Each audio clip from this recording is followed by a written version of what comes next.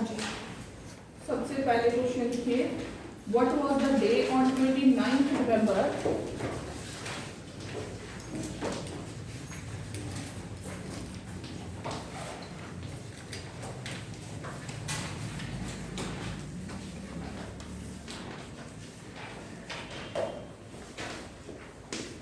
29th November and the year is 1972.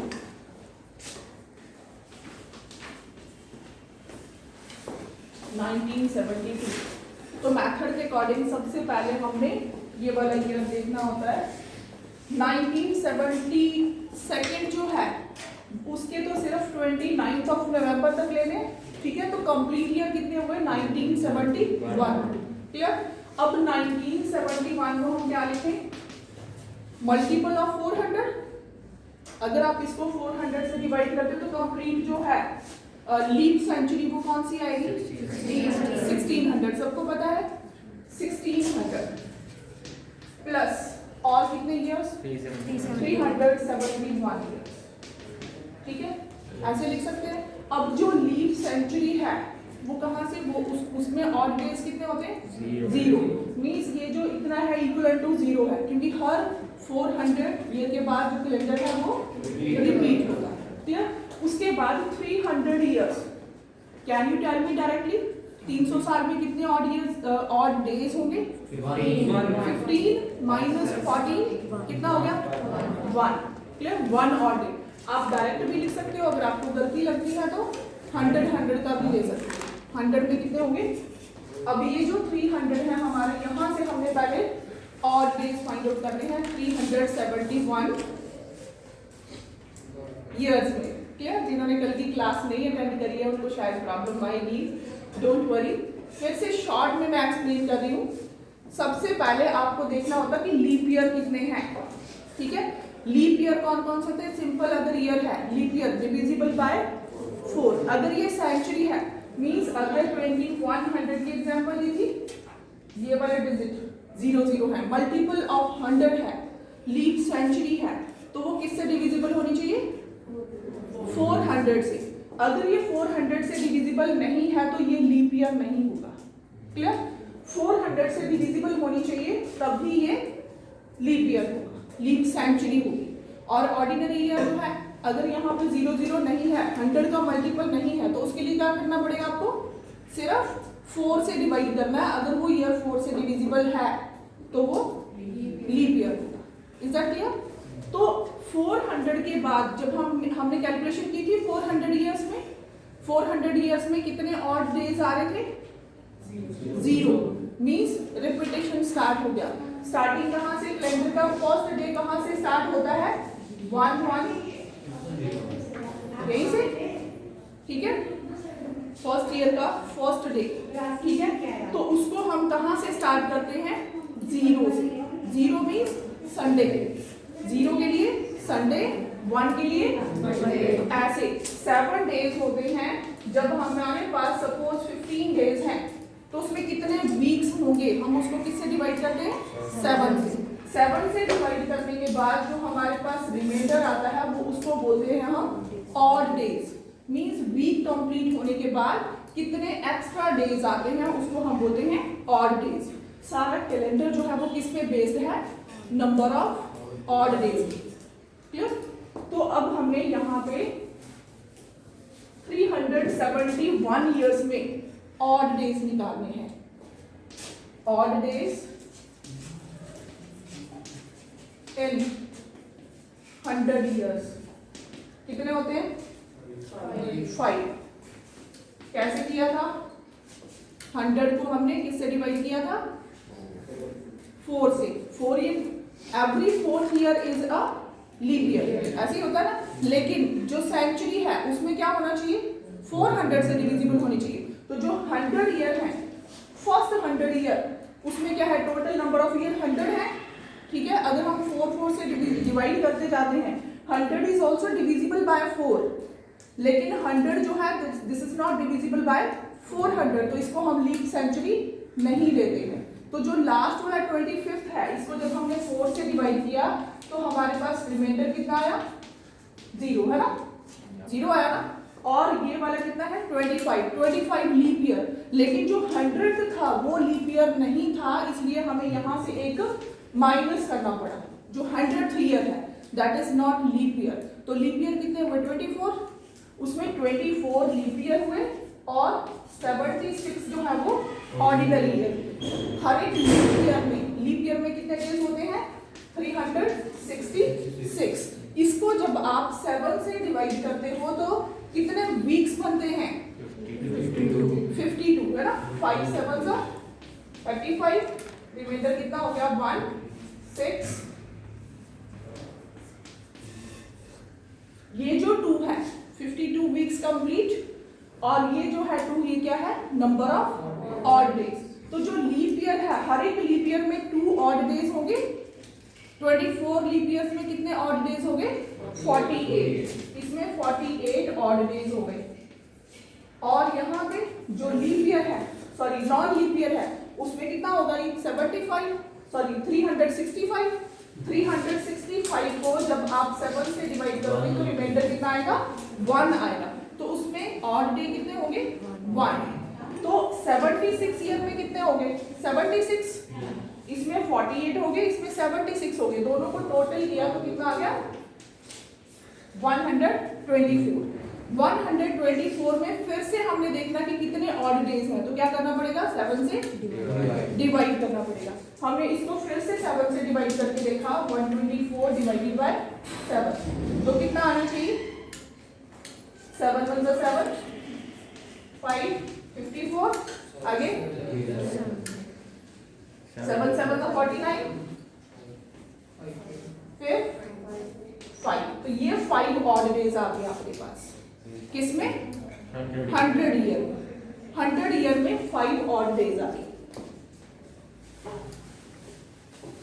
तो 300 में कितने हो जाएंगे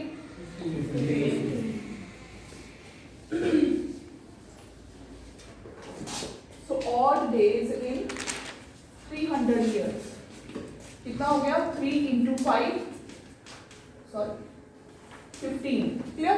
अब 15 फिर से 7 से ज्यादा है, 7 से डिवाइड कर लिया तो कितने बच गए 1 ऑड डे क्लियर। अब 300 हो गया, बाकी के कितने बच गए आपके पास 71। अब 71 में जो बाकी के 71 इयर्स हैं लीप इयर्स कितने होंगे 71 को 4 से डिवाइड कर दिया कितना आना चाहिए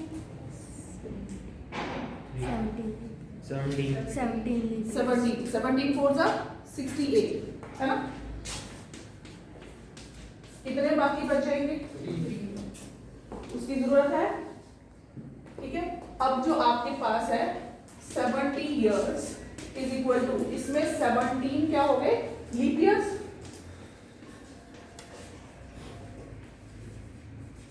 और बाकी के कितने बच गए 71 माइनस 17 कितने बच गए 54 कौन से हो गए नॉन लीप इयर्स क्लियर। तो आपके पास 17 अगर लीप इयर्स हैं तो इनमें ऑड डेज ये जो 71 इयर्स हैं इनमें ऑड डेज आपने फाइंड आउट करने हैं 17 leap years 17 into 2 34 odd days यहाँ पे हो गए प्लस इसमें 54 टोटल मिला के कितने हो गए 88 डिवाइडेड बाय 7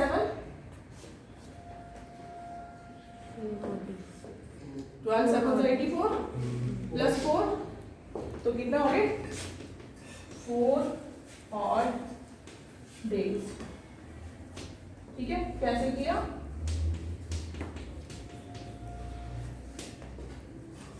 जो रिमाइंडर आता जाएगा 7 से डिवाइड करके वो हमेशा क्या आता जाएगा ऑड डेज।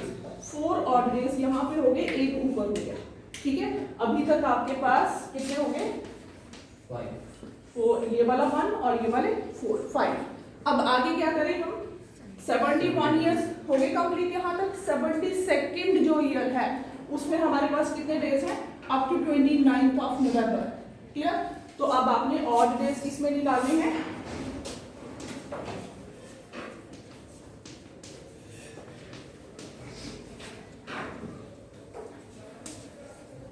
1970 सेकेंड ईयर में कितने ऑड डेज आएंगे। अब जनवरी से काउंट करते हैं। जनवरी में कितने डेज होते हैं? 31 डेज इन जनवरी।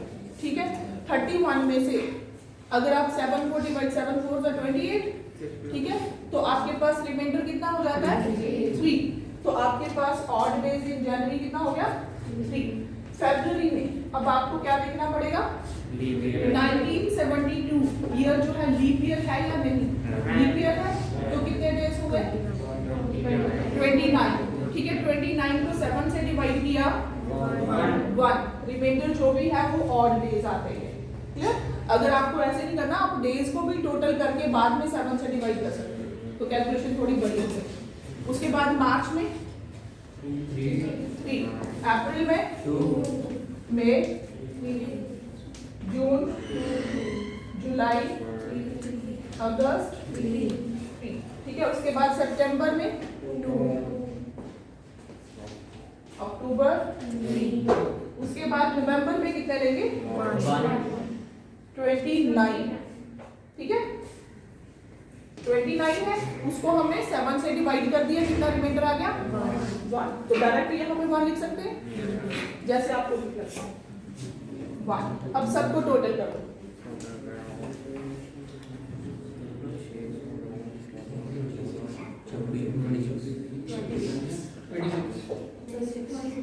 हाँ जी, कितना है? 26। सबका? यस।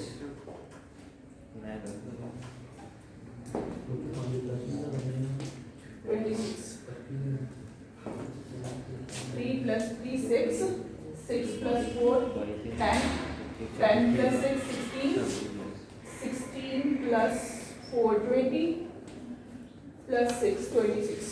ठीक है, 26 ऑड डेज आ गया आपके पास। इसको फिर 7 से डिवाइड कर दिया, 5 में मेंशन है।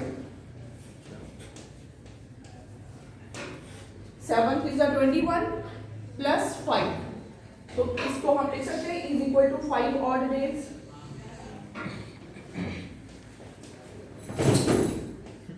5 ऑड डेज। क्लियर? अब आगे total number of odd days find out करते हैं।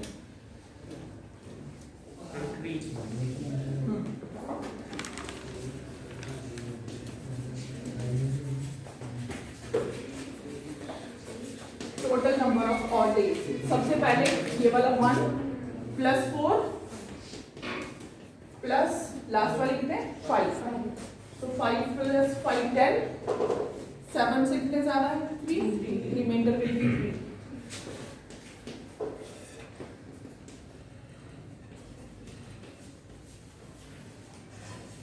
3। Odd days. अब अगर 3 ऑड डेज है तो कौन सा डे हुआ? वेडनेसडे। ठीक है, therefore on 29th November 1972 it is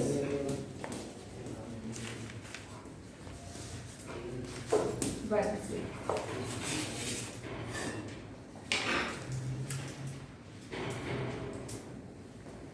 अब किसी को पूछना है इसमें से?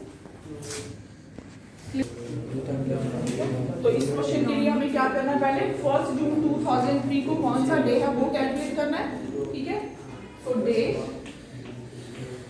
ऑन 1 जून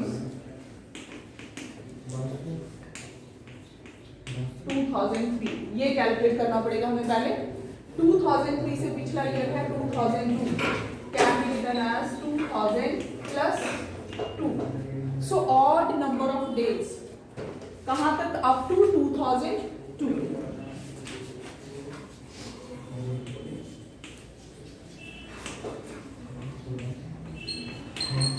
2001 में 1 ऑड डे होगा और 1 जो है वो 2002 में, क्योंकि दोनों में कोई भी लीप ईयर नहीं है, तो कितने हो गए आपके पास? 2 ऑड डेज हो गए अप टू 2002। अब है जून 2003, ऑड डेज इन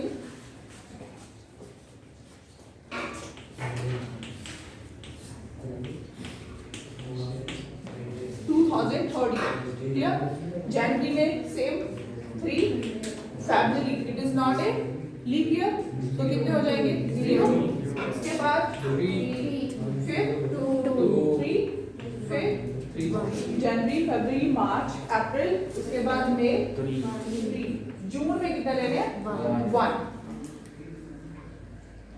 कितने हो गए 12 माइनस 7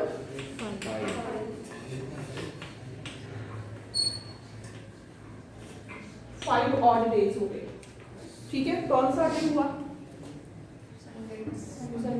हाँ हाँ, वो टोटल ऐड करना है। 5 + 2 कितने हो गए 7। ठीक है, total number of odd days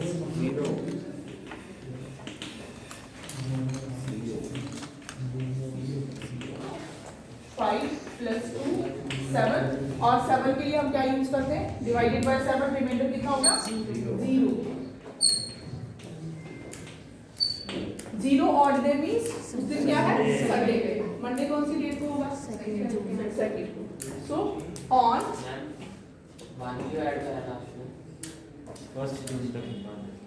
ये वाला 1 क्यों ऐड किया? 1 जून का फर्स्ट डे है ना, क्लियर? हाँ जी, अब हमने क्या किया? संडे कब है? ऑन 1 जून।